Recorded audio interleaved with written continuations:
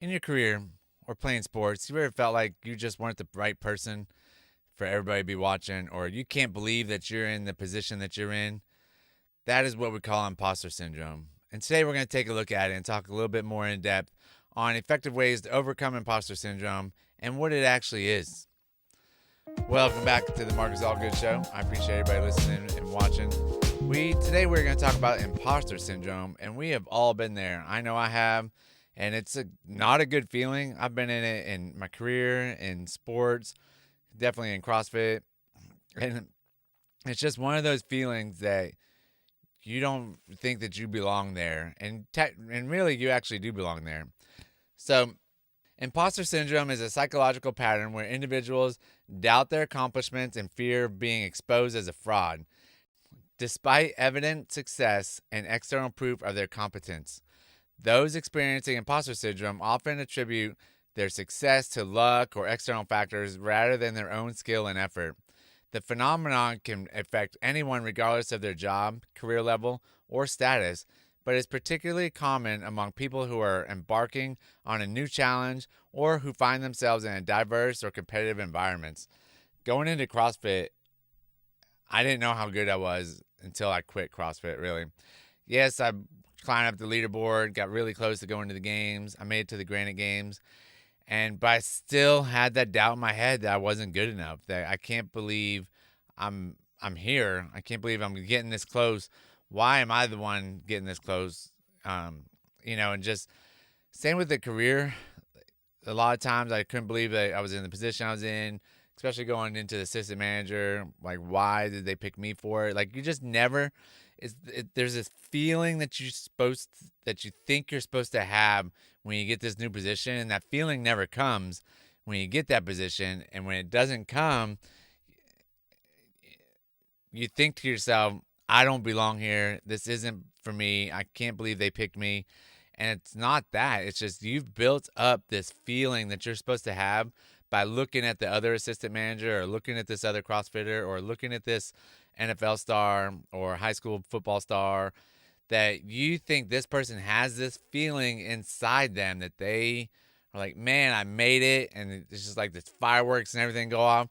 And you don't have that feeling, but most likely that person doesn't have that feeling either. So what you're searching for is something that's in your head of a feeling that you think you're supposed to have that other person probably doesn't have anyways. And so you think that you aren't worthy of the position you're in or good at that sport. And I was the same way. And it's not it's it, it's hard to overcome, but we're going to talk about some ways to overcome it. And so number 1, you're going to acknowledge the feelings. Recognize and admit that you are experiencing imposter syndrome. Understand that these feelings are a common psychological phenomenon, can help normalize your experiences and remind you that you're not alone. There's so many people out there in the world that feel this feeling, and it's always good to talk to other people that are in the position you're in or above them or even below them and ask them, what do you think it would feel like to be in my position, or what does it feel like to be in your position? Like, go after what the feelings are and see if those compare to yours and then assess it from there. Number 2, you got to assess your own thoughts. Challenge and assess the validity of your imposter thoughts. Write down your achievements and the skills you use to attain them. Seeing a tangible list can be a powerful reminder of your capabilities and your hard work. Writing things down, once you start listing it out, and I've done it before, and you start listing things, your accomplishments, and things you're grateful for, and the things you are most proud of, and the list could go on and on and on, and you won't even realize how many things you had to do to get to where you're at right now. And a lot of people won't even get that far in life. And you have to really think about you put in all the hard work. You did everything that you needed to do to get to where you're at now. Most of the time, it's not just luck. You put in the hard work. Number 3, talk about it. Share your feelings with trusted friends, mentors, or colleagues. Often you'll find that many others feel the same way you and can offer support and perspective that you're not an imposter, but rather a perfectly normal person experiencing common doubts. Everybody experiences common doubts from the top all the way down. Their doubts might be different. They might be the same. It just, you have to talk to other people to find out where they're at. Definitely, like I said, people in the same level you're in, above your level and below your level, like go search for them and find out how they feel. But a lot of times they're going to feel the same way you are. They can't believe they're in the position they're in. Oh, I just got lucky and talked to such and such. And I do the same thing. I still do it. You know, it's just one of those things that as a human that we do that we shouldn't. We should just accept it and go with it and like be excited, get all pumped up, and you'll probably have that feeling like, yeah, I made it, have a little bit more confidence. But once you start talking in front of other people, you're like, ooh, am I supposed to be here? I don't know. All right, number 4, separate feelings from fact. Learn to distinguish feelings from reality. Just because you feel like a fraud doesn't mean you are one. Base your self-assessment on hard facts and documented successes, not transient feelings of self-doubt. We that is what you have to do. You have to write it down. You have to show the facts because the mind can play major tricks on you and it will convince you that you are not good enough, you are not worthy, you do not belong here, and you'll just go down the downward spiral of not being there and having the imposter syndrome. Write down the facts. Tell everybody that you got. Tell the paper that you wait, how long it took you to get there, what you did to get there, and you're going to see that you belong there. Number 5, stop comparing yourself to others. We still do this. I still compare my business to other people's businesses. I still compare my podcast to other people's podcasts. I might only have 5 people listening, but those 5 people I'm going to give my all to, and hopefully it'll be more later on. But you have to start somewhere, and just because of the fact that you have that imposter feeling doesn't mean you're not supposed to be there. Everyone's career path or life path is different, and constantly comparing yourself to others fuels imposter syndrome. Focus on your own goals and achievements rather than measuring them up against those of others. Think about where you were. Compare yourself to where you were yesterday, the last week, the week, month before, the year before, 2 years before. You're going to see how far you've come, and it's come a long ways from where you were 5 years ago. Number 6, accept that perfection is unattainable. No one is perfect. Making mistakes and not knowing everything is part of being human. Embrace imperfections and view them as opportunities to learn and grow rather than as failings. Just you have to. Nobody's perfect. There's people out there that think there's somebody's perfect, or a plan is perfect, the rocket ship is perfect, but nothing's perfect. You can always make it better. If you start going down that road, you will always be fighting for the perfection, and you'll never think anything is good enough for you. When it's actually good enough, it doesn't have to be perfect. It just has to be good enough for you, and that's all that matters. Number 7, visualize success.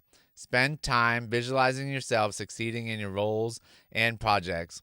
This positive mental rehearsal can increase your confidence and reduce feelings of being an imposter. And that really helps. I used to do it in golf, like practice my golf swing, and it actually worked really good. I do think about being a better leader, visualizing myself as being a better leader, being a better podcaster, and just being a better person to other people, and especially my kids and my family. I'm really starting to think about giving more positive feedback to my kids, saying, great job, a lot less, no, you did it wrong, but more about, hey, great job, you did this, but let's go ahead and fix this time. But this was really good that you did this one this time. Just that positive feedback really helps anything. So get with your coach or your mentor and talk to them about it, and then let them know what you're visualizing about, and have them tell you if you're on the right path or not. Number 8, set realistic expectations. Review and adjust your personal and professional expectations. Unrealistically high expectations can feed feelings of inadequacy and imposter syndrome. I thought being, almost 40, I thought my expectations were to be like Rich Froning, which was 25, maybe in his 30s and late 20s. And I thought my body was supposed to recover like theirs. I was supposed to be as strong as them. I was supposed to run just as fast. And it's just an unrealistic expectation. And it set me up for the imposter syndrome of why am I here? Why am I doing these competitions? Why am I even trying to be the person I am right now?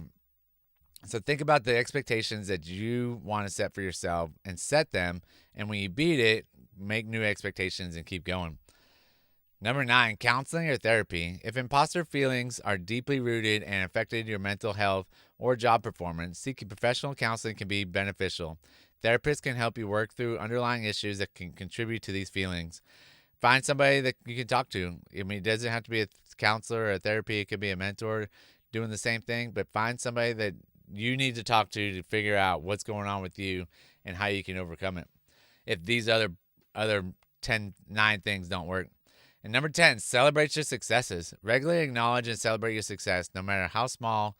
This helps reinforce the association between your personal effort and successful outcomes. Countering imposter thoughts. I celebrate little successes all the time.